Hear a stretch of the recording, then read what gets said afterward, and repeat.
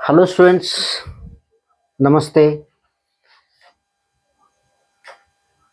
तो आपको बोर्ड पे देखने के बाद आपको पता चल रहा है, आपको बोलने का कोई ज़रूरत नहीं है। ठीक है। हाँ, आज के क्लास में हमने क्या लेने वाले हैं, क्या पढ़ाने वाले हैं, क्या आप पढ़ने वाले हैं, सब आपको बोर्ड पे देखने के बाद आपको पता चल रहा है। ठीक है। तो यहाँ पे पांच पॉइंट आप कवर कर लेंगे। कौन से? ये एप्लीकेशंस ऑफ डायमेंशन एनालिसिस के। एप्लीकेशन का मतलब क्या है? यूजेस। डायमेंशन एनालिसिस कैसे कैसे हमको हेल्प होता है, कहाँ कहाँ हमको हेल्प होता है, ये सारी चीज हम यहाँ पे पढ़ लेंगे। ठीक है। तो चलो, तो यहाँ पे फर्स्ट वन बाय वन पढ़ लेंगे। आपको सब आवाज सब क्लियर आ रहा है ना? आप ठीक है? ठीक है, ठीक है। ओके, चलो स्टार्ट कर लेंगे। आपको समझ में आ रहा ना? प्रीवियस क्लास आप देख लीजिए। ठीक है। चलो, तो प्रीवियस का वीडियो देखने के बाद हमने प्रीवियस वीडियो में हम क्या कवर किया था, आपको सब पता है क्या किया था हमने। हम डायमेंशन एनालिसिस क्या होता है, फिजिकल क्वांटिटी हम किसे कहते हैं, एक फिजिकल क्वांटिटी का डायमेंशन में कैसे लिख सकते हैं, फिजिकल क्वांटिटी जो डायमेंशन बेस कितने टाइप के हैं, वो सारे हमने प्रीवियस वीडियो में हम पढ़े हैं। तो इस क्लास में हमें क्या है, यूजेस पढ़ना है। यूजेस मतलब, यूजेस आपको पता है ना? यूज का मतलब क्या है? यूज करना, कहाँ पे हम ये यूज होते हैं। तो फर्स्ट इक्वेशन क्या है? To check the correctness of the physical relations. Physical relations मतलब आप वहां गलत मत सोचिए, गलत। ये एक मैथमेटिकली एक रिलेशंस रहता है ना, डिफरेंट डाटा का, वो फिजिकल रिलेशंस होता है यहाँ पे। ठीक है। तो यहाँ पे फिजिकल रिलेशन चेक करने के लिए क्या करना है हमको? कौन सा तो एक इक्वेशन एग्जांपल लेके आपको समझाएंगे तो आपको ये चीज समझ में आ जाएगा। तो मैंने यहाँ पे एक एग्जांपल आप भी ले सकते, आप भी दे सकते। यहाँ यहाँ पे हमने, यहाँ पे दे रहा हूँ मैंने एक बेसिक इक्वेशन का displacement equal to initial velocity into T plus half और एक्सेलरेशन और टी स्क्वायर। ये एक इक्वेशन है, बेसिक इक्वेशन। तो हम यहाँ पे क्या चेक करना है? देखो, एलएचएस साइड में एक ही क्वांटिटी है, आरएचएस में साइड में बहुत सारे क्वांटिटी है, तीन क्वांटिटी है। मतलब क्या? एक्सेलरेशन, ये वेलोसिटी भी है, इनिशियल वेलोसिटी, टाइम टाइम भी है, और यहाँ पे एक्सेलरेशन भी है। तो ये सारे इक्वेशन, ये दोनों इक्वल कैसे हो सकते हैं, हम ये चेक कर सकते हैं। ठीक है। देखो यहाँ पे अब क्या करना है, डायमेंशन फॉर्म में लिखना है तो डायमेंशन एस का लिख लो। पहले डायमेंशन स्क्वायर ब्रैकेट में लिख लो सारे, हर एक जो है ना स्क्वायर ब्रैकेट में लिखने के बाद आपको पता चलेगा कैसे लिखना है। ठीक है। तो हर एक का लिख लो ऐसा। ये हाफ बगल लिख के चलता है क्योंकि ये कांस्टेंट है, डायमेंशनलेस प्योर नंबर है, छोड़ दो उसको। यहाँ पे टी स्क्वायर। ठीक है। तो हर एक का एक डायमेंशन फॉर्मूला लिख लो। ये एक्सल डिस्प्लेसमेंट का मतलब क्या है? लेंथ है, तो यहाँ पे मास नहीं है, तो मास नहीं है का मतलब क्या? जीरो है। एल एक बार है, टी नहीं है तो जीरो है, तो एलएचएस हो गया। ये वेलोसिटी का क्या है? मीटर पर सेकेंड है। मीटर पर सेकेंड का मतलब क्या है? मास नहीं है तो जीरो है, तो एल एक बार है, टी -1 है। ठीक है। और यहाँ वेलोसिटी का हो गया, और टी का क्या होता है? T T to the power minus, हाँ, टी टू द पावर +1 ही है। और यहाँ पे वेलोसिटी का क्या होता है? मीटर पर सेकेंड स्क्वायर, तो मास जीरो है, और मीटर एल है 1 पर सेकेंड स्क्वायर का मतलब कि नीचे था, ऊपर जाने के बाद -2 हो गया, ये इंटू टी स्क्वायर। ठीक है। तो आरएचएस साइड का भी हम लिख लिए। तो यहाँ पे देख लो, ये माइनस है तो ये प्लस है, तो ये दोनों चले गए, कैंसिल हो गए, और यहाँ पे भी ये दोनों कैंसिल हो गए। तो रह गया क्या है? एलएचएस साइड तो यही रहता है। ये देखो, मास यहाँ पे जीरो जीरो, यहाँ पे पूरा जीरो ही हो, मतलब क्या है? एम एक ही बार लिख लो और एल एक बार लिख लो। ठीक है। टी सब चले गया तो जीरो लिख लो। अब यहाँ पे देख लो, एलएचएस साइड और आरएचएस साइड दोनों साइड इक्वल डायमेंशन फार्मूला आ गया। इसका मतलब क्या है? जो गिवन इक्वेशन है s equal to u t plus half a t square, ये क्या है? करेक्ट है। ठीक है। हमको पता चला कि इक्वेशन करेक्ट है। चलो, ठीक है। Hello students, second application. Second application क्या है यहाँ पे? To derive the relationship between the different physical quantities. इसका मतलब क्या है? हमें जो इक्वेशन में फिजिकल क्वांटिटीज प्रेजेंट रहता है उसके बारे में सारे पता है, लेकिन उनके रिलेशंस बारे में नहीं पता है, तब कंफ्यूजन हो जाता है। ठीक है। ठीक है। तो जनरली देखो, यहाँ पे देखो, यहाँ पे एक एग्जांपल मैं आपको बताता हूँ। यहाँ पे क्या है? Time period of simple pendulum क्या है, T equal to 2 pi under square root L divided by g है ना। तो हमको पता नहीं है इसे लिखने का, हमको ये पता है एल रहता है और जी रहता है, मास रहता है कि नहीं वो पता नहीं है, लेकिन हम यहाँ पे डायमेंशन एनालिसिस यूज करके ऐसा इक्वेशन हम पा सकते हैं। ये डायमेंशन एनालिसिस का एक सेकंड एप्लीकेशन है, मैं सेकंड एप्लीकेशन यहाँ पे डिस्कस करता हूँ यहाँ पे, ठीक है। सेकंड एप्लीकेशन क्या है, to derive the relationship between the different physical quantities. तो मैं यहीं पे यही एग्जांपल लेके बताता हूँ आपको। देखो हमको पता नहीं है, टी इक्वल टू पता है, टी इक्वल टू पता है, इधर कुछ कांस्टेंट है वो भी पता नहीं है, कांस्टेंट के ले सकते हैं बाद में, क्योंकि कांस्टेंट का डायमेंशन एनालिसिस नहीं रहता है, डायमेंशन नहीं रहता है, नहीं ज़्यादातर नहीं रहता, बल्कि नहीं सम कांस्टेंट के रहते हैं, लेकिन सम कांस्टेंट के रहते हैं, लेकिन सम कांस्टेंट के नहीं रहते। तो ये इसका नहीं रहता है, क्योंकि यहाँ पे 2 पाई है, तो इसका कांस्टेंट का कोई डायमेंशन नहीं है। तो यहाँ पे क्या करना है, यहाँ पे हाँ, तो ये स्क्वायर रूट पता नहीं हमको, ठीक है, स्क्वायर रूट पता नहीं हमको, जी डिनोमिनेटर में आता है क्या न्यूमरेटर में आता है ये पता नहीं, हम जनरली ले लेंगे यम है या नहीं है पता नहीं, तो ये तीनों ले लेंगे, ठीक है। तीनों लेके हम यहाँ पे क्या करना है, यहाँ पे इनका पावर ले लो, पावर हमको पता नहीं, पावर हमको पता नहीं, तो एम का पावर ये ले लो, और ये एल का पावर बी ले लो, और जी का पावर सी ले लो, ठीक है। अब हमको क्या फाइंड करना है, पावर फाइंड करना है। यहाँ पे ए बी सी का वैल्यू फाइंड करके यहाँ पे रखने के बाद हमको एक करेक्ट इक्वेशन ऐसा आ जाएगा, ठीक है। तो देख लो ये एलएचएस साइड का तो एक ही क्वांटिटी है, तो इसका डायमेंशन फॉर्मूला लिख लो पहले, टी, ठीक है, इक्वल टू के कांस्टेंट है बाहर रख लो, ठीक है। तो यहाँ पे ये यम है ना, तो जैसा पहले डायमेंशन फॉर्मूला में लिख लो, डायमेंशन फॉर्म में, ठीक है, बाद में उसको एनालाइज करना है हमको। तो यहाँ पे जी भी लिख लो ऐसा, ठीक है, ऐसा लिख लिए हम। तो कंप्लीटली लिखना है हमको, 3 फंडामेंटल क्वांटिटी वहां पे रहना है, कौन सा, मास लेंथ टाइम। तो यहाँ पे मास नहीं है तो पावर क्या लेना है, 0 ले लो, हाँ मास नहीं है यहाँ पे, तो एम का वैल्यू क्या लेना, एम का पावर क्या लेना है हमके, यहाँ पे 0 ले लो, और यहाँ पे लेंथ नहीं है तो यहाँ पे एल का वैल्यू पावर भी 0 ले लो, और टी है एक बार पावर 1 ले लो। उसी तरह इधर क्या है देख लो, के तो कांस्टेंट है ना, ऐसे रख लो, ठीक है। तो यहाँ पे तो एम पावर पता नहीं है, वही हमको फाइंड करना है, तो यहाँ पे क्या करना है, यहाँ पे एल, और यहाँ पे एल बी पावर, ठीक है, और जी का पावर सी है, तो ऐसा डायमेंशन फॉर्मूला में रख लो, ओके। हाँ, तो अब ये जी का डायमेंशन फॉर्मूला नहीं है क्योंकि जी क्या है, एक्सेलरेशन ड्यू टू ग्रेविटी है, जी क्या है, एक्सेलरेशन ड्यू टू ग्रेविटी है, तो हमको उसका डायमेंशन क्या है, मीटर पर सेकेंड स्क्वायर है, ठीक है ना। तो हमको पहले वो लिखना है, ठीक है। तो मीटर का मतलब एल है, टी का मतलब टी है स्क्वायर, तो होल पावर यहाँ पे सी ले लो,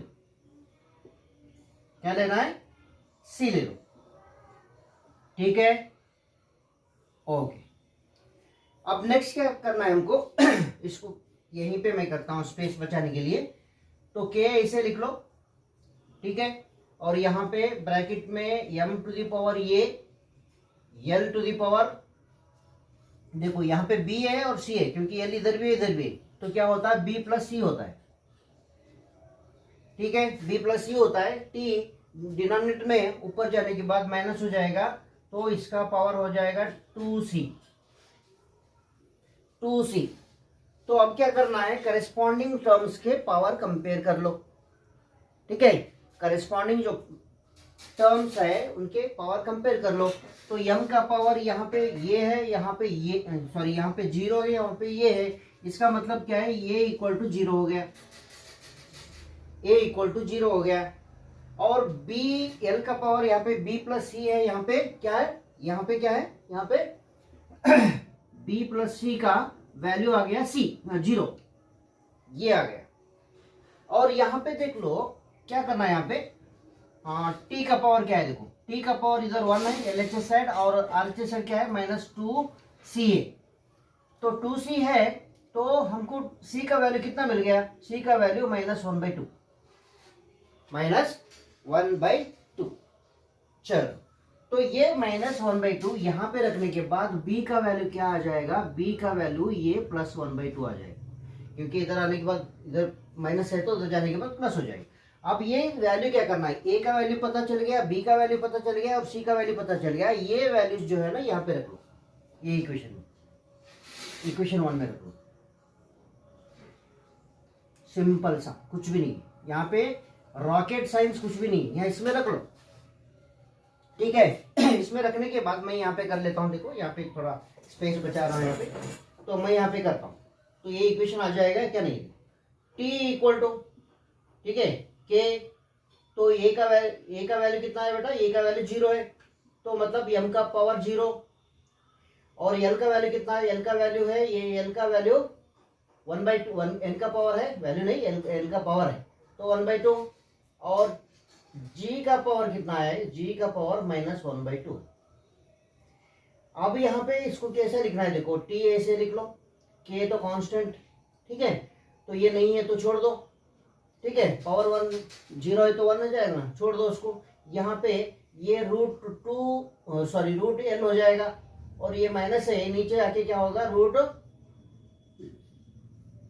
हो जाएगा। अब कॉमनली लिखना है तो k अंडर स्क्वायर रूट क्या होगा, l/g आ गया ना, सेम आ गया ना। हाँ, तो इस तरह डायमेंशन एनालिसिस यूज करके हम क्या कर सकते हैं, क्या करते हैं, यहाँ पे उनका वैल्यू हम फाइंड करते, ठीक है, उनका वैल्यू हम फाइंड करते। चलो, तो अब थर्ड का कर लेंगे, कन्वर्ट। हाँ, थर्ड का क्या है, थर्ड का convert one system of units to other, तो एक सिस्टम से दूसरा सिस्टम में कन्वर्ट करना है, ठीक है। जो भी वैल्यू डाटा दिए सो रहता है, ये तो इंपॉर्टेंट है, ये थोड़ा इंपॉर्टेंट है, आप याद रखना है, क्योंकि न्यूमेरिकल्स में बहुत बार हम एक डाटा जो है ना एक ही सिस्टम में कन्वर्ट करना अब हमारे को जरूरत होता है, क्योंकि हम जो देखो कभी भी देखो आपको न्यूमेरिकल्स में ज्यादातर एक ही सिस्टम में नहीं देते हैं, ठीक है। तो एक में केजी दिया तो दूसरे में सेंटीमीटर देता है, ठीक है। एक डाटा केजी में ऐसा सिस्टम में है तो दूसरा सीजे सिस्टम में दे सकता है, लेकिन जैसा डाटा है उसी तरह लेके हम न्यूमेरिकल करेंगे तो आंसर रॉन्ग होने का चांसेस चांसेस नहीं हो जाता है। तो इसलिए क्या करना है, कभी भी न्यूमेरिकल सॉल्व करते टाइम क्या करना है, सारे डाटा एक ही सिस्टम में कन्वर्ट करके ही हम प्रोसीड करना है, ठीक है। ये बात भी आप याद रख लो, ओके। तो यहाँ पे मैं एक एग्जांपल लेके बताता हूँ, एक एग्जांपल क्या कन्वर्ट, दो लेता हूँ, चलो ये दो लेंगे, ठीक है। मैं एक लेता हूँ, देखो मैं यहाँ पे एक लिखता हूँ, देखो ये 1 न्यूटन है, क्या ये 1 न्यूटन है, तो 1 न्यूटन इन सीजीएस सिस्टम में क्या हो जाएगा, सीजीएस में क्या है हमको ये बताना है, ठीक है। 1 न्यूटन इसका मतलब क्या है, सीजीएस में इसका वैल्यू क्या है, डायन है, डायन नहीं भाई, डायन। तो ये क्या है, हमको ये फाइंड करना है, कितना डायन हो जाएगा, ठीक है, ये कितना हो जाएगा हमको ये फाइंड करना है। चलो, तो यहां पे हम लिख लेंगे, देखो ये एसआई सिस्टम में, समझो, समझना नहीं है, फिजिकल क्वांटिटी तो सेम रहता है दोनों का, फिजिकल क्वांटिटी तो दोनों का सेम रहता है। तो अब यहां पे क्या करना है, ये सीजीएस है, समझो सीजीएस है, ठीक है। अब यहाँ पे फिजिकल क्वांटिटी देखो हम लिखना है तो कैसा लिखना है हमको, डाटा रखने का, ये भी फिजिकल क्वांटिटी तो सेम रहेगा, हमको रखना कैसा है, यहाँ पे n1 लिए, यहाँ पे n1 लिए समझो, तो ब्रैकेट में जो फिजिकल डायमेंशन है तो ये पावर क्या लेना है, m1 पावर ये, हाँ m1 पावर ये, l1 पावर b और t1 power c equal to, इधर जो हमको फाइंड करना है ये क्वेश्चन मार्क का ले लो, यहाँ पे n2 हमको n2 ही फाइंड करना है, तो ब्रैकेट में तो सेम, लेकिन यहाँ पे लिखना है m2 पावर ये और l2 पावर b और ये t2 पावर c, ओके, तो हमको ये इसका वैल्यू फाइंड करना है, एन का वैल्यू। तो उसीलिए कैसे लिखना है, देयरफॉर n2 लिख लो, ठीक है। ये भी जो भी टर्म है इसको डिनोमिनेटर में ले लो, तो यहाँ पे n1 हो जाएगा, तो ब्रैकेट में क्या होगा, ये m1 ये l1 ये l1 पावर b और t1 power c divided by यहाँ पे m1 या m2 ब्रैकेट में, हाँ डायमेंशन लिख लो, m2 पावर ये और l2 पावर b और t2 पावर c, ठीक है। तो अब क्या करना है, एक ही इसमें लिख लो, ठीक है। तो यहाँ पे क्या लिखना है, ये n1 ऐसे लिख लो, एक ही ब्रैकेट में लिख लो, क्या लिखना है ऐसा। अब हम कैसा लिखना है हमको, हाँ अलग अलग लिखना है, तो क्या करना है, अलग अलग लिखो, ये m1 बाई m2, तो यहाँ पे पावर क्या है, कॉमन ले लो ये, और l1 by l2 power b और t1 by t2 power c, चलो power c, okay power c।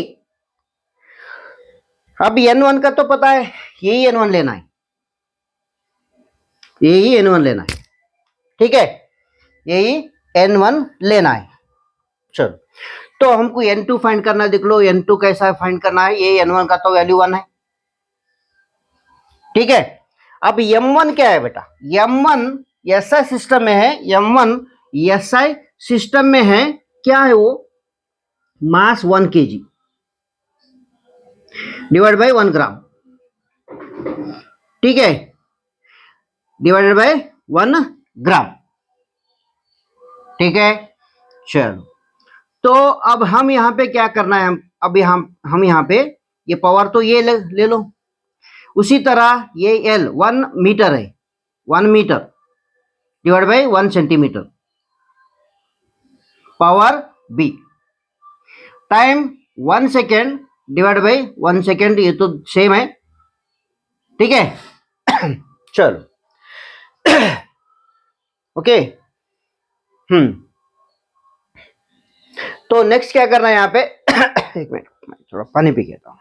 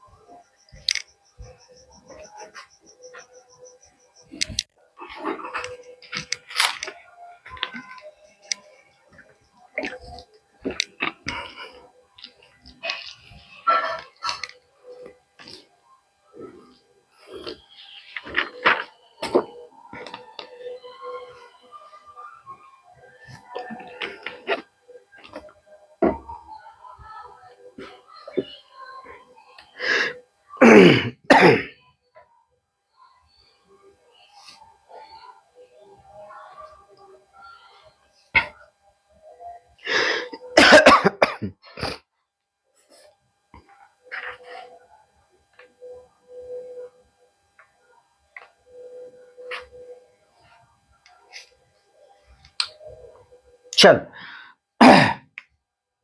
अब यहाँ पे ले लो, ये सारे ये 1 1 ले लो, ये 1 और ये 2 ऐसे ले लो, ठीक है। अब ये इसका कोई जरूरत नहीं है, उनका वैल्यू डायरेक्ट यहीं पे आ जाएगा। देखो यहाँ पे क्या करना है, 1 kg ग्राम में कन्वर्ट कर लो, कितना हो जाएगा, 1000 ग्राम, और यहाँ पे 1 ग्राम, और यहाँ पे 1 मीटर 100 सेंटीमीटर, ये 1 सेंटीमीटर, और ये तो 1 सेकेंड ये। अब ये n2 का वैल्यू कितना है, तो देखो, तो यहाँ पे n2 का वैल्यू कितना आएगा, तो यहाँ पे 10 टू द पावर 3 है, ग्राम कैंसल है, सेंटीमीटर कैंसल है, और यहाँ पे 10 टू द पावर 2 है, और यहाँ पे 10 टू द पावर 0 है। अब यहाँ पे 10 टू द पावर कितना हो गया, ये 5 हो गया, तो n2 का वैल्यू कितना आया, n2 का वैल्यू कितना आया, 10 टू द पावर 5 आ गया। तो इसका मतलब क्या है, 1 newton equal to 10 to the power 5 dyne हो गया, ये आपको याद रख लो, ये आप याद रख लो। ओके, चलो अब नेक्स्ट क्या करना है हमको, वन मोर एग्जांपल आपको थोड़ा कंफर्म करने के लिए, आपको मतलब क्या है, थोड़ा आपका जो प्रैक्टिस स्ट्रांग करने के लिए और एक एग्जांपल ले लो। वर्क, वर्क का एसआई सिस्टम में कितना है भाई? एसआई सिस्टम में है, उल्टा भी कर सकते हैं आप, ऐसा कुछ नहीं है, उल्टा भी कर सकते हैं। हाँ, जो एसआई सिस्टम में वर्क का यूनिट है जॉल। तो 1 जॉल है समझो, 1 जॉल ये कितना अर्ग हो जाएगा? ओके, अर्ग, ठीक है, कितना अर्ग हो जाएगा अर्ग। तो ये हमको फाइंड करना है, किसका है ये? वर्क डन का है, वर्क, ठीक है। तो वर्क का डायमेंशन फॉर्मूला क्या है, पहले हमको ये पता चलना चाहिए। इसका डायमेंशन फॉर्मूला है m टू द पावर 1 है, ये 1 है, और l टू द पावर 2 है, और t टू द पावर -2 है। क्योंकि वर्क का फार्मूला क्या है? फोर्स इंटू डिस्प्लेसमेंट है, ये आपको पता चलना चाहिए, ठीक है, फोर्स इंटू डिस्प्लेसमेंट है। चलो चलो, हम क्या लिखना है अब? यहाँ पे एसआई सिस्टम लिख लो और यहाँ पे सीजीए सिस्टम लिख, ठीक है, एसआई सिस्टम और सीजीएस सिस्टम। चलो, तो लिखने का तो सेम है, n1 यहाँ पे m1 पावर ये, और l1 पावर क्या है, क्या है बोलो? पावर b है, और t1 पावर c है, पावर c है।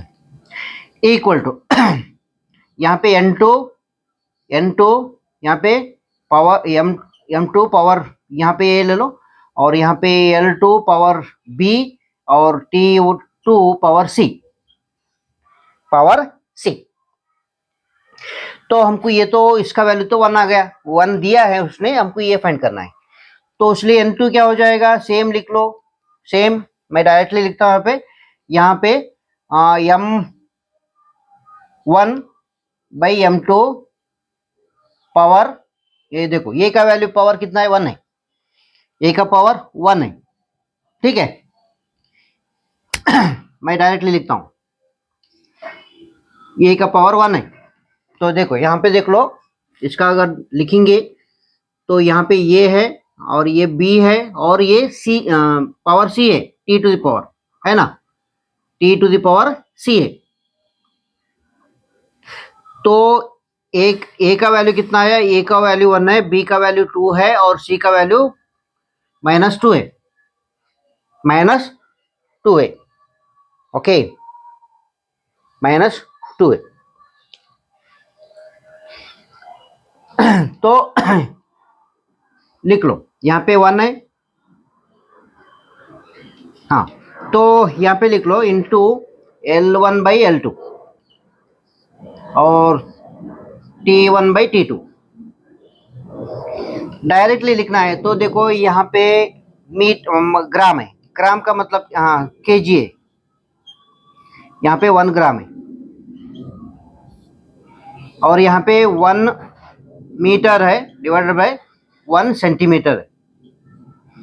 उसी तरह यहाँ पे 1 सेकेंड है, ये भी 1 सेकेंड है। अब इसमें कन्वर्ट कर लो, किसमें? सीजीएस सिस्टम में। तो कन्वर्ट करने के बाद हमको क्या मिलेगा? यहाँ पे ये 1000 मतलब क्या है? 10 टू द पावर 3 है ग्राम, हाँ 10 टू द पावर 3 है, तो नीचे का ग्राम चले गया, ग्राम चले जाता, यहाँ पे 1 10 टू द पावर 2, और यहाँ पे 10 टू द पावर 0, तो यहाँ पे कितना हो गया? 10 टू द पावर 5 हो गया, 10 टू द पावर 5 हो गया। देखो यहाँ पे एक बात याद रख लो आप, यहाँ पे a का वैल्यू 2 है, a का वैल्यू कितना है? 2 है, तो यहाँ पे 2 ले लो, यहाँ पे 1 ले लो, यहाँ पे -2 ले लो, ठीक है। तो यहाँ पे कितना हो जाएगा? ये 2 होने से क्या होगा? ये 4 हो जाएगा, तो ये 4 इसका मतलब 2 है, यहाँ पे 1 है, हाँ, तो ये तो -2 है समझो, ठीक है। तो -2 यहाँ पे रखने के बाद क्या होगा? तो ये 3, ये 4 हो जाएगा, +4, तो ये तो 1 हो जाएगा, तो कितना होगा? 10 टू द पावर 7 होगा। n2 का वैल्यू कितना आया? 10 टू द पावर 7 हो गया, तो इसलिए 1 जॉल इक्वल टू 10⁻⁷ अर्ग, 10⁻⁷ अर्ग। ये हमको थर्ड एप्लीकेशन हमको मिल गया, ठीक है, थर्ड एप्लीकेशन हमको मिल गया, ठीक है। और नेक्स्ट क्या करना है हमको, फोर्थ का हमको फाइंड करना है। फोर्थ का क्या है, to find the dimension of constant terms का हमको फाइंड करना है। कांस्टेंट टर्म्स का मतलब यहाँ पे होमोजेनियस प्रिंसिपल भी एप्लीकेबल होगा। यहाँ पे एक एग्जांपल लेता हूँ, p plus a by v square, ठीक है। एग्जांपल लेता हूँ, p plus a by v square into क्या है इक्वेशन, ये गैस इक्वेशन है, v बाई बी है, इंटू ब्रैकेट में v बाई बी है, equal to R T, equal to R T. N R T है, लेकिन यहाँ पे वन मॉलिक्यूल को कंसिडर कर ले तो क्या होगा, एन आर टी हो जाएगा। देखो हमको यहाँ अगर यहाँ पे अलजेब्रिकली हम करेंगे तो इसका हमको क्या फाइंड करना है। देखो यहाँ पे P प्रेशर है, V वॉल्यूम है, ये कांस्टेंट है, B कांस्टेंट है, ये R गैस कांस्टेंट है, T टेम्परेचर है। तो हमको क्या फाइंड करना, अगर इस कांस्टेंट ए और बी का वैल्यू हमको फाइंड करना है, समझो तो कैसा करना है। देखो इसको मल्टीप्लाई करके ब्रैकेट ओपन करके हमको करना है, तो हमको आंसर गलत आ जाएगा। अब यहाँ पे क्या करना है, यहाँ पे होमोजेनियस प्रिंसिपल अप्लाई करना है। होमोजेनियस का मतलब क्या है, same types of the quantity can be added and subtracted. इसका मतलब क्या है, देखो ये देखो दो, तो इसका मतलब ये है, सेम टाइम का मतलब क्या, यहाँ पे 2 है समझो, देखो 2 में कौन सा भी नंबर ऐड कर सकते हैं, कौन सा भी नंबर में कौन सा भी नंबर ऐड कर सकते हैं। अगर यहाँ पे 2x है समझो, यहाँ पे ऐड नहीं कर सकते, क्योंकि इसका यहाँ पे वेरिएबल है, यहाँ पे वेरिएबल नहीं है। तो यहाँ पे समझ में आ गया ना। हाँ, तो ये क्या हो गया, सेम टाइप का जो क्वांटिटी है हम ऐड कर सकते और सब्ट्रैक्शन भी कर सकते। अब यहाँ पे क्या समझना है, तो ये दोनों जो है ना, हम सेम क्वांटिटी है समझो, तो इसलिए यहाँ पे ए का वैल्यू कैसे फाइंड करना है, P equal to a by b square, ठीक है। तो अगर यहाँ पे ए का वैल्यू फाइंड करना है तो क्या है, v square by p into p, ठीक है। वॉल्यूम 3 टाइम, यहाँ पे वॉल्यूम का मतलब क्या, 3 टाइम्स है, ठीक है, पावर 2 है। प्रेशर क्या है, एरिया बाई क्या है, फोर्स बाई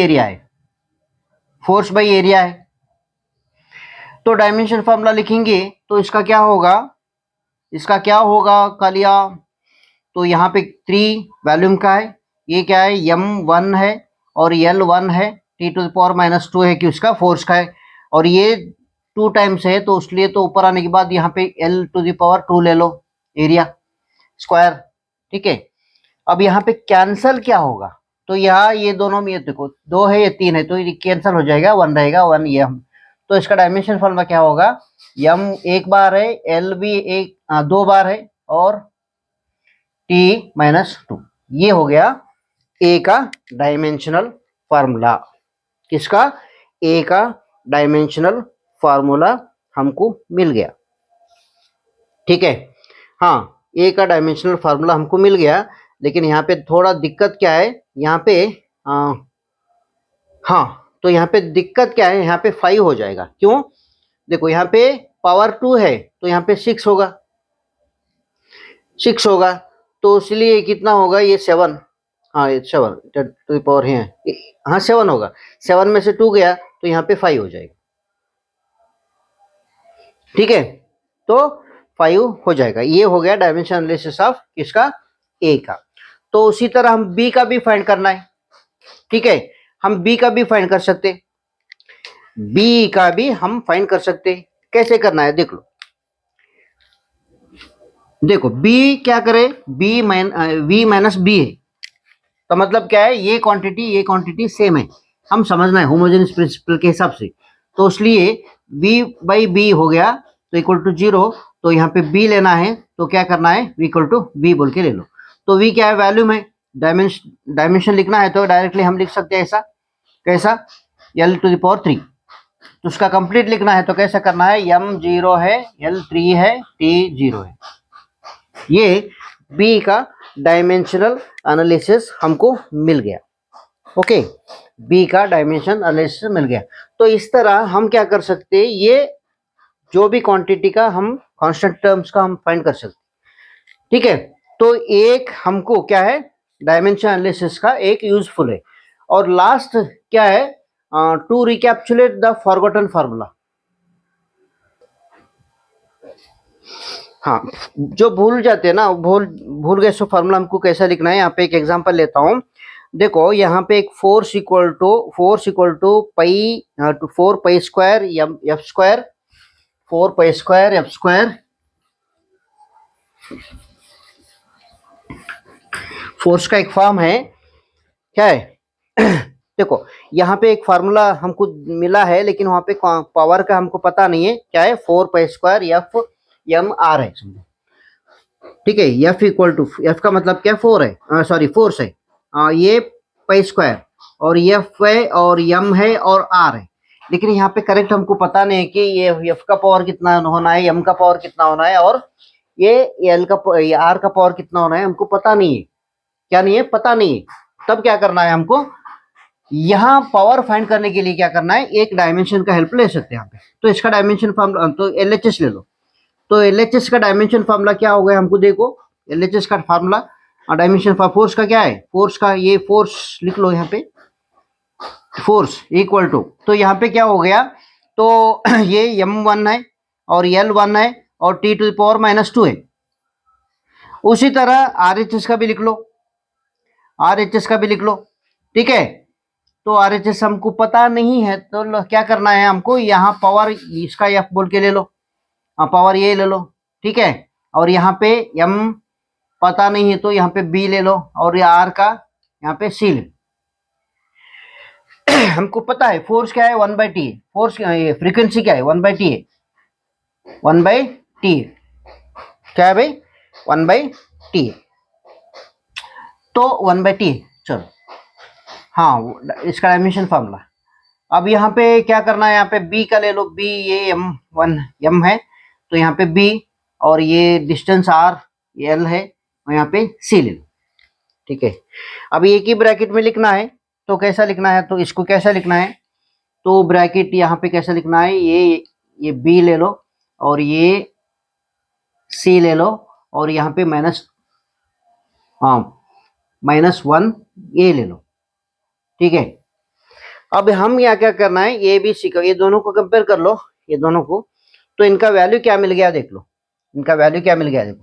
ये दोनों को कंपेयर करने के बाद, ये दोनों कंपेयर करने के बाद हमको क्या वैल्यू मिलेगा, ए का वैल्यू कितना है बेटा, 1, सॉरी बी का वैल्यू कितना है, बी का वैल्यू 1 है, ठीक है, और सी का वैल्यू 1 है, और ए का वैल्यू कितना है, ए का वैल्यू ए का वहाँ पे -2 है। हाँ, अब हम क्या कर सकते हैं, इसमें फार्मूला लिख सकते हैं यहाँ पे, क्योंकि हम यहाँ पे ले लो, यहाँ पे पावर है, समझो, यहाँ हम क्या लिए, पावर क्या लिए हमको, हाँ, एफ का है क्या है, ये, और एम का बी, और यह आर का सी है, तो वैल्यू रख दो वहाँ पे। वैल्यू क्या रखना है, हमको रखना है, देखो, तो इसलिए हमको फार्मूला क्या हो गया, f equal to 4 pi square, तो एफ ये है, ये का वैल्यू 2 है, तो एफ स्क्वायर, और एम का value m to the power b है, तो b का वैल्यू 1 है, मतलब क्या है, पावर 1 है, छोड़ दो। ये r का वैल्यू r पावर c है, c का वैल्यू 1 है, तो ये हो गया हमको एक standard form of the relation हो गया। मतलब हमको पहले नहीं मालूम था एफ स्क्वायर आ सकता क्या नहीं है, अब यहाँ पे कर लिया, ठीक है। अब यहाँ पे रिकैप्चुलेशन का भी सेम है, जैसे कि हम यहाँ कहाँ पे, यहाँ पे कहाँ, ये सेकंड में जैसा करे थे उसी तरह यहाँ पे भी करना है। रिकैप्चुलेशन फॉरगॉटन, ये एक्स्ट्रा पॉइंट दिया है, लेकिन ये सेकंड के बराबर है, सेकंड के बराबर है, तो आप लिख सकते हैं। अब यहाँ पे थोड़ा क्या है, एडवांटेजेस और डिसएडवांटेजेस है। यहाँ पे एडवांटेजेस तो हमको पता चल गया, अब को क्या करना है, हमको डिसएडवांटेजेस देखना है। ये डायमेंशन एनालिसिस का डिसएडवांटेजेस क्या है, देख लो।